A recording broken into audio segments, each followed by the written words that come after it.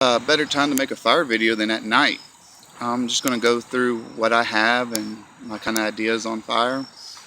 Fire is pretty much the most important survival tool you can have. It can mean life or death, and it honestly, it's really what it is. So I like to keep many different levels of making fire making on hand at all times. Everything from a little piece of fire steel all the way up to lighters.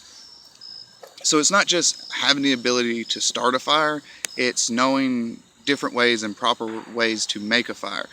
I've seen too many people start with leaves and go way big on their firewood, and they're there for an hour blowing on it before they finally get something going.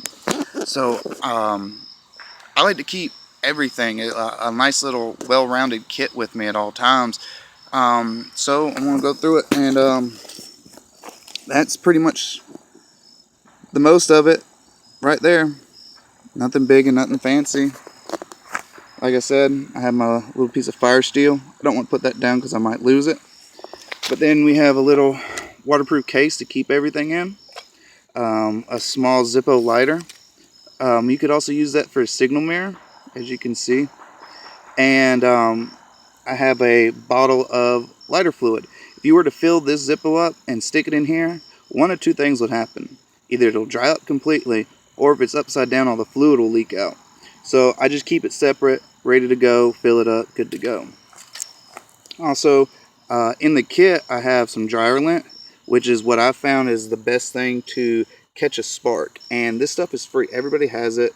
I also have a bigger bag of this in my pack at all times. I keep a couple tea light candles. The reason for them is if you were to go out and it just rained or everything's damp and wet, you may have to dry your wood out. A little bit of that dryer lint to start a flame, or just one of my lighters that lights the candle, and then I can start drying out any kind of material I have. That candle burns for 30 minutes to an hour, and it produces a good little bit of heat. So I could sacrifice the whole candle and stick it in the center of a little teepee of sticks and dry it out, and eventually it'll catch on fire, or I can just use it to dry out.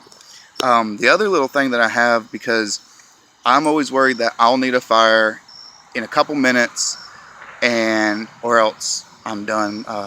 In the wintertime, falling in water, and I have to get my body temperature up. I have to get that fire going. So I always carry something like this. You can get the wet fire, there's all different kinds of these, types of these, but I've picked up these.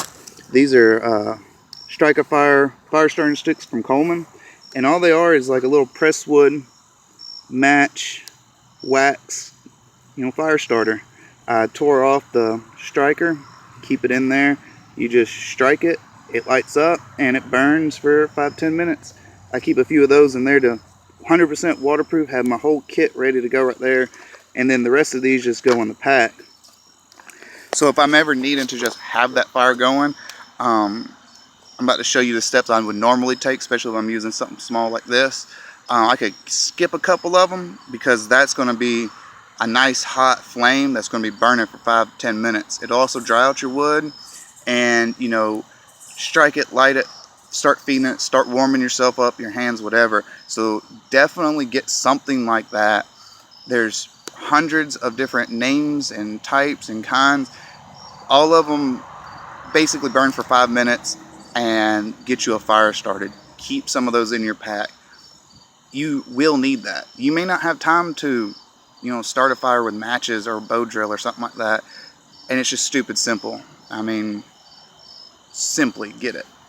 So first, when you're gathering your materials, you get your grass, leaves, anything like that, something that's gonna, you might not be able to catch a spark with this. I've tried in the past and it's not too good. A magnesium fire starter will work. That stuff burns real hot. You scrape it off, hit it with a couple sparks, you're good to go, and that pile of leaves will start lighting on fire. So after that, you're going to want to get a bundle of small twigs, and you're going to want to get it about as big as round as your fingers right there. So you're going to want to get a bundle that big, and these are as small as a pencil lead. and just slightly bigger. The next step is going to be the size of a pencil. Now I got a few bigger ones in there, but the reason for this is the smaller your steps up in wood, the easier your fire is going to be. And you're going to want to bundle twice as big as that and at least as long as your forearm. Because as that starts burning down, you'll be able to put the sticks back in. The next step is going to be as big around as your finger. Now you're going to, once you get to this step, you should have a nice coal bed. You should have a nice little fire going, and sticks as big as your finger. You're going to want a big armful. That took me 10 minutes to gather, along with a couple other logs. You're not going to jump up too quick. Once you have the finger size as big as your thumb sticks, and you got a nice good fire going, then you can start slowly feeding in the bigger stuff. I've seen people go from, tiny little stuff on up to lighting logs. And you're going to want a good coal bed. That's really what's the key to this, making a fire, because that's where most of your heat's going to be from. So if you get a nice coal bed, burning all this little stuff on up, you're going to get a nice coal bed. So even if you venture off to go get some more wood and come back and you have no flames, just blow on it and poof, it comes right back to life. So I'm going to try and see how this goes, filming.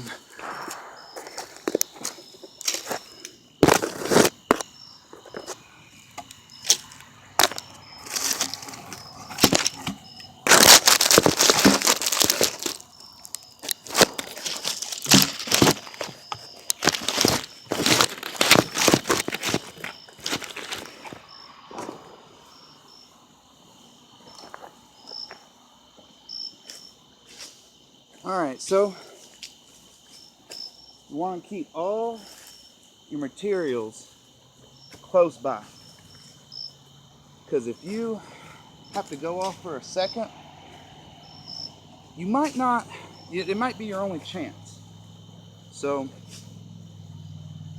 got my little fire steel. I could use the other stuff, but why? Like I said, it's going to be so hard just to strike these leaves on fire.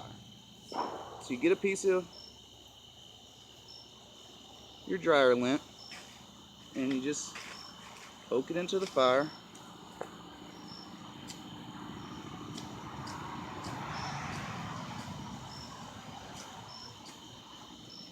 It would really help if I could see where I put it. Never once claimed to be a professional.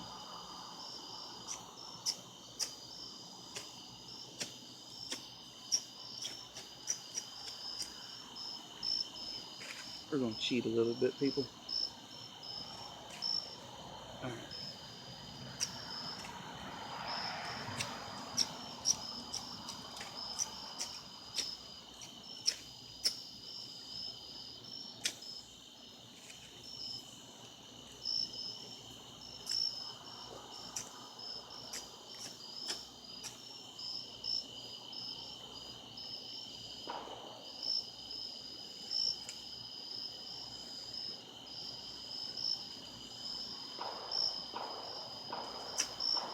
There we go.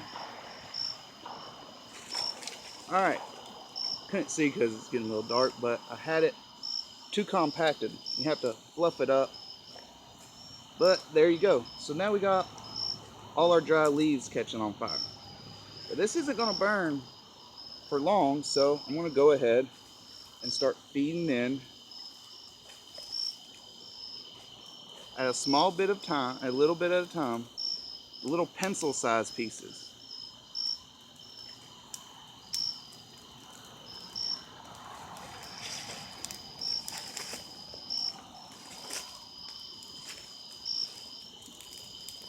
Then quickly get ready. Now in that bundle of pencil-sized pieces, I have the little bit slightly bigger. I'm just going to break those and keep feeding them into the fire. That is the key. You feed a fire. You don't just throw your wood on all willy-nilly.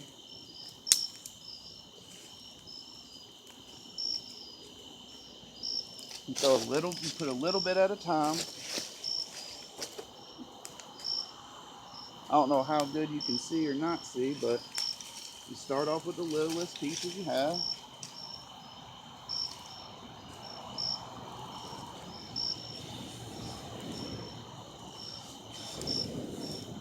You see all those little twigs hold up real nice. So even though my fire is gonna slowly burn down once those leaves all burn up, all those little twigs, which are black and starting to coal up nice, they'll come to life real quick. So I'm gonna start getting slightly bigger than a pencil lead. I still have little pencil size pieces and the pencil lead size pieces, but now I got enough flames and the wood itself is actually caught, so it's time to bump it up. And then around this point is when you're going to start to teepee the wood.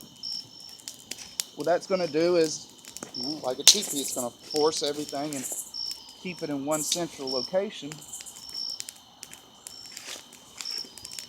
Now if you can notice,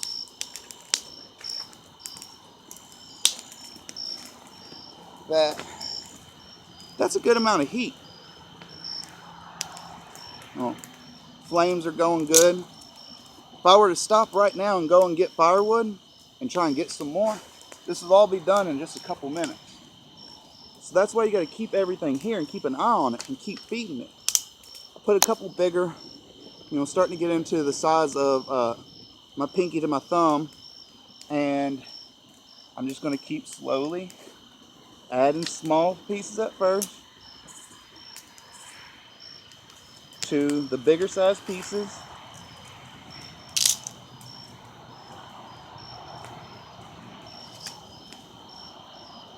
You don't have to have long ones, so just break them and put them in.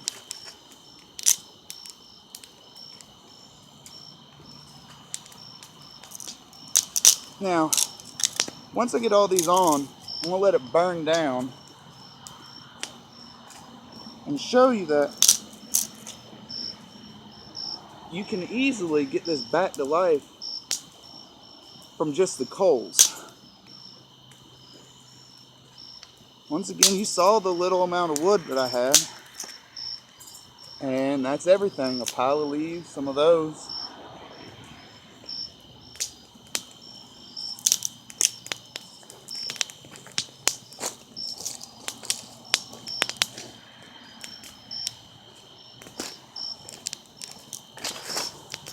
And that's all the wood I have, people.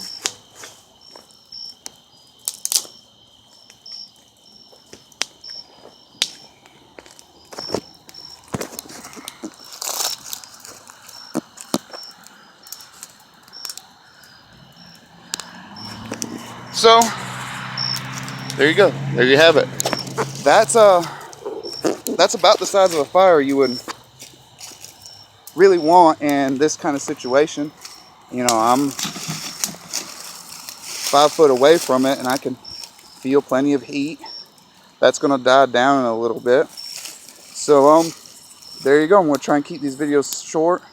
So there you go. That's the actual first video of actually knowledge to put in this channel. So hope you enjoyed it, and I'll get more into it later and later. So stay safe out there.